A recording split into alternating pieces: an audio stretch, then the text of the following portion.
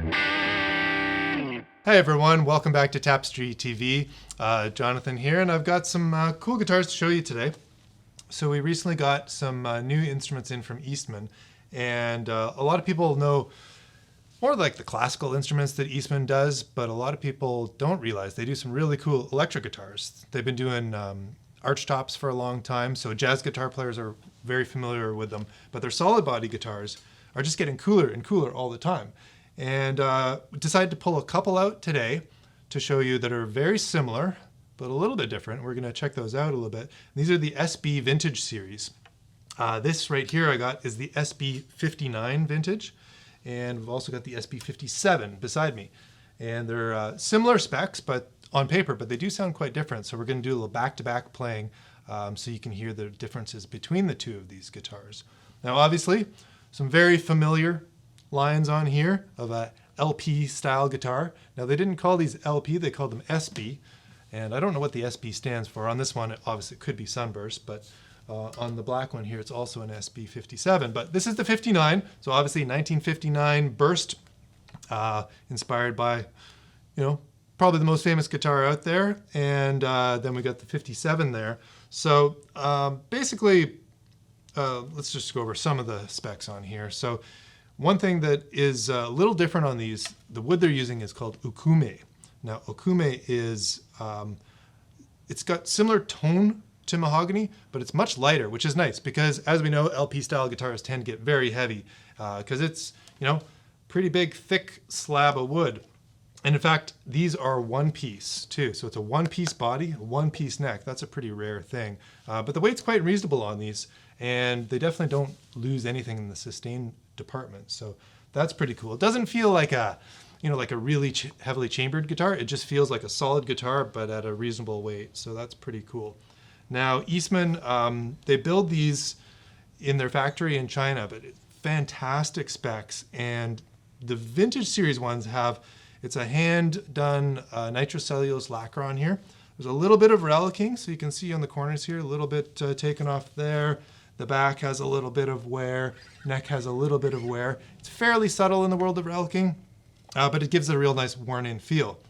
Now what they do is everything on here, all the components are the high-end brand name components that you want. Starting with the pickups, these are custom wound Lawler Imperial humbuckers, and you know, we all love Lawler humbuckers, they're fantastic. These ones have been wound to EASTMAN specs.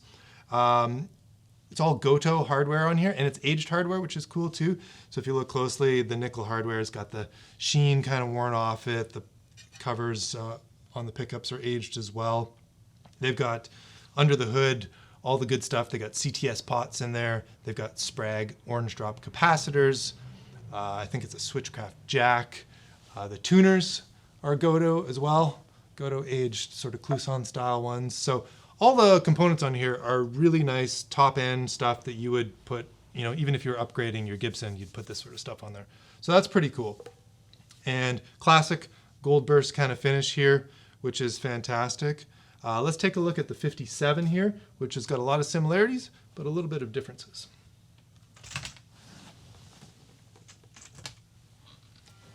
So we've gone from the Burst to the Black Beauty. Look at that. It's instantly fantastic looking. Now you notice the relicking a little bit more on here because you're going from a black finish to, you can see some of the mahogany, or, sorry, not mahogany, okume under there. It is actually flame maple tops on both of these, hand carved. On the black, you don't really see it because it's painted black, but on the gold one, you can definitely see the nice burst on there. This is, again, it's that kind of worn, hand done nitrocellulose finish. So it's not super shiny and glossy. It's got bit of a, you know, worn down feel to it. Same specs of the hardware and the pickups, but gold hardware, so it's an aged gold on here.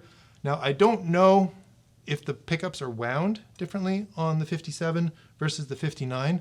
We're gonna do a back-to-back comparison, like I said, so you'll get to hear some of the differences. They do, spoiler alert, they do sound different, but only a little bit.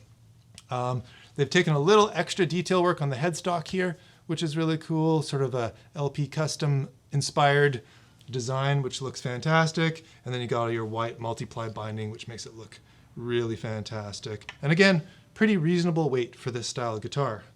So on the looks, I don't know, what do you guys think? Which is the look you would choose for? Let us know in the comments there. I know which I like, but let's plug them in and hear the sound differences between them. Here we go.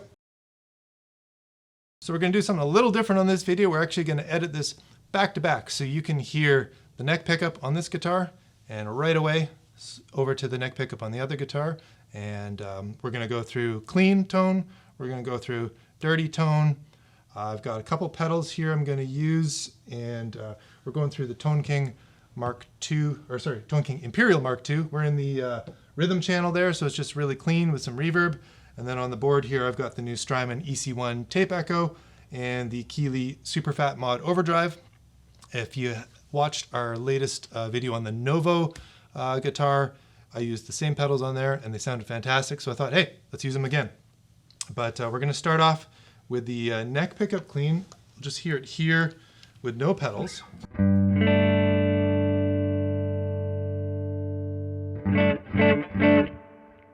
There we go. I'm going to kick on the tape echo for a little bit of fun, and let's go. Neck pickup clean.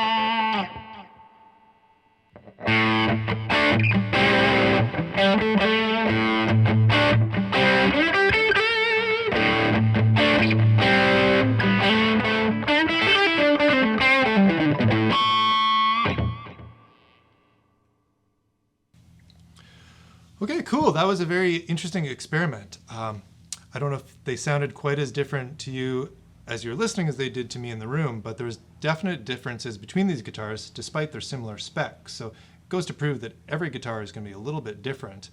I found the gold top was a little brighter, a little less in the bottom end, and had a bit more clarity overall. The Black Beauty, to me, had a bit more oomph to it, a bit more power in the bottom end, and probably a little less clarity in the top end, but a nice smoothness to it. So they're both very nice sounding guitars in slightly different ways, a little different palette to them. So let us know in the comments which one you preferred. Let me know why as well, because I'm always curious about that. These are available now in our store in Vancouver. They're available on the website at tapestrymusic.com. Make sure you like and subscribe if you haven't done already. And thanks for watching. We'll see you all next time.